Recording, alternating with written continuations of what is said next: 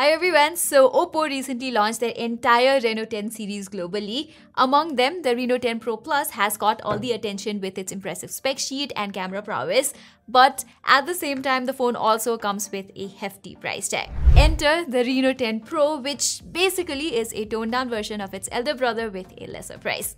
For 40,000 Indian rupees, I believe this is a good offering minus a few things here and there. Now, if you look at the 40,000 segment in India right now, you have quite a few options. If you want the best performance, getting the OnePlus 11R is a no-brainer. If you're looking for an all-rounder, there's the Galaxy A54 and the OnePlus Nord 3, and I feel like the OPPO Reno 10 is also one of them. I have been using this device for a week now alongside the Galaxy A54, and in this video I will tell you all about my experiences with the Reno 10 Pro, so let's start. Okay, before starting, one thing I have to tell you is this phone is not made for performance-centric users. It comes with the Snapdragon 778G chip, which is a fairly good performer, but considering its price range and the competition, its performance levels on the gaming front precisely is just average. So if you're anything more than a casual gamer, this phone is not for you. To put things into context, you will basically get very similar performance level here as the Galaxy A54. Having said that, if gaming is not your priority, the Reno 10 Pro comes off as a pretty okay package overall. I mean, it features a nice glass design, a premium display, it has a nice set of cameras and good enough software experience. Let me start with the design. It comes as no surprise that the Reno 10 Pro is an extremely good looking phone. OPPO is one of those companies that never disappoints when it comes to design, and here too I love this frosted purple glass back. The overall weight distribution here is quite balanced too, and this curved design makes holding it extremely comfortable. In fact, if I have to compare it with the Reno 10 Pro Plus, the 10 Pro is lighter and more comfortable while the 10 Pro Plus is on the heavier side. And I like how it's not too wide like the Galaxy A54, so using it feels very cozy, and overall I am quite pleased with the design. OPPO has not specified what glass protection they have used on the back though. I have been using it without a case and there are no scratches or scuffs yet, but I will definitely suggest you slap on a cover for better protection. Even on the front, OPPO has used something called Asahi Glass AGC DT Star 2 protection, which is slightly less durable and scratch resistant than Gorilla Glass, so putting a nice screen protector is probably a good idea. Also, there's no IP rating here, so you will have to be extra careful with this phone. Talking about the display, well, this 6.7 inches AMOLED screen is a joy to consume content on. It's bright, it's responsive, the colors on it look very rich and vibrant, it has HDR10 Plus support and 1 billion colors, so basically you get an almost flagship level display. Here, I haven't faced any problems when it comes to HDR video playback on YouTube either. But you have to know that the Reno 10 Pro does not have HDR video playback support on streaming platforms like Netflix and Prime Video yet, so maybe that could get fixed with an update. Even so, the quality of this screen is quite good as the Galaxy A54 to be honest. And the minimal bezels on it are just cherry on top. Besides the display, I have liked the photography prowess of this phone too.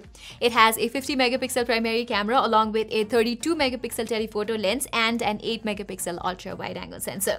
I have taken a lot of pictures with it and I love that the pictures come out really vibrant, the dynamic range is on point, and the phone can pull off nice details too. I compared it against the A54 and it not only competes very well but in many scenarios produces even more pleasing output. Not to forget, you also get a 2x telephoto lens here which comes in handy while taking portraits.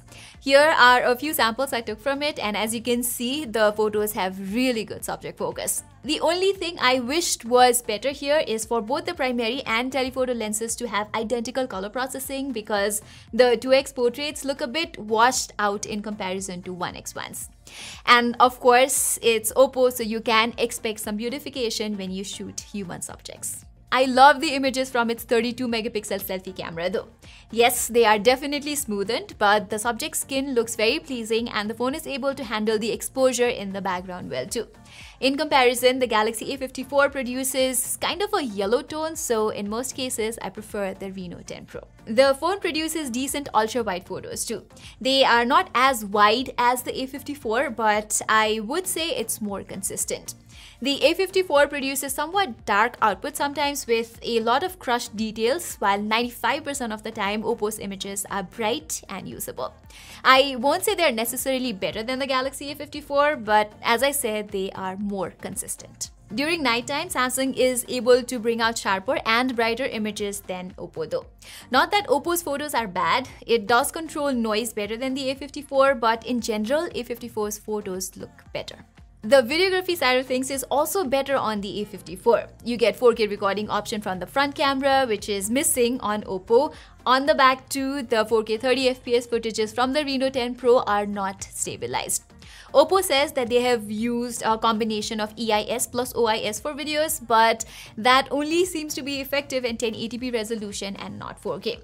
Plus, OPPO does not let you switch between normal and ultra-wide-angle lenses while shooting videos too, so more points to A54 on the videography side. All in all, the photography side of things is really impressive on the Reno 10 Pro, but seeing the company cut corners in the video side is somewhat disappointing. I think it's a missed opportunity because if OPPO had focused on making the videography side better, the Reno 10 Pro would definitely have been the best camera phone in its price range. And while we're talking about the things that could have been better, the speaker, singular, is definitely one of them. First of all, there's no stereo speakers here at a phone that costs 40,000 rupees. Don't get me wrong, the quality of the single speaker is good. It produces a crisp and loud output, but I have definitely missed stereo effect here. Similarly, I wish OPPO had provided stronger haptics on this device. The vibration is okay when you use the fingerprint sensor or while ringing, but when typing, the intensity is quite less, and unlike Samsung, you don't have the option to increase or decrease the vibration intensity from the settings either. Anyway, I don't have much complaints regarding the software front, at least on the usability side of things. ColorOS is fairly simple to get used to. You get a load of customization options. For the most part, it is optimized quite well, and I have found no lags or stutters in the UI whatsoever.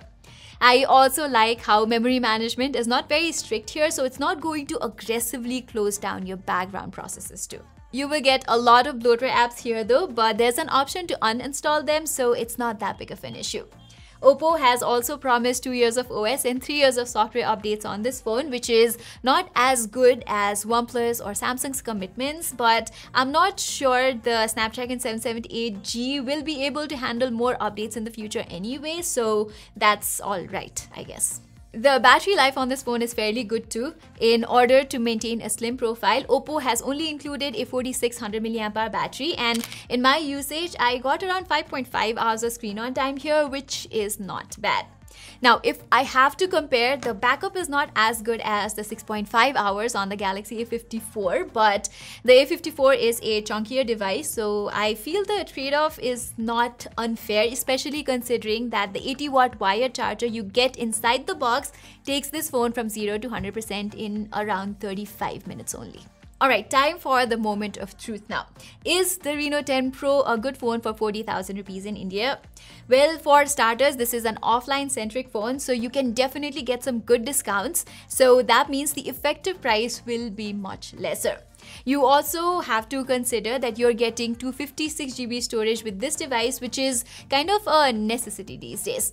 Along with that, you're also getting a premium glass design, nice 120Hz AMOLED screen, reliable cameras, and acceptable battery life.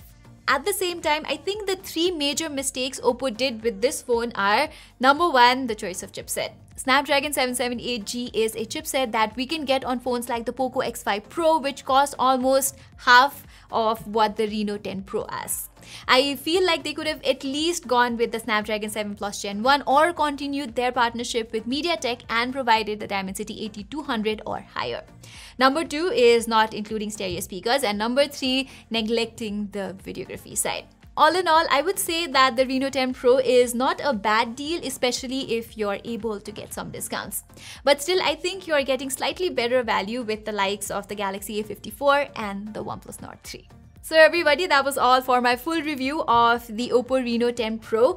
This unit was sent to us by OPPO, but no inputs from their side have been incorporated in this review whatsoever. Saying this, thank you so much for watching. If you enjoyed this video, do consider subscribing to our channel and hitting that notifications icon. Till then, I'm Pratima and thank you so much for watching.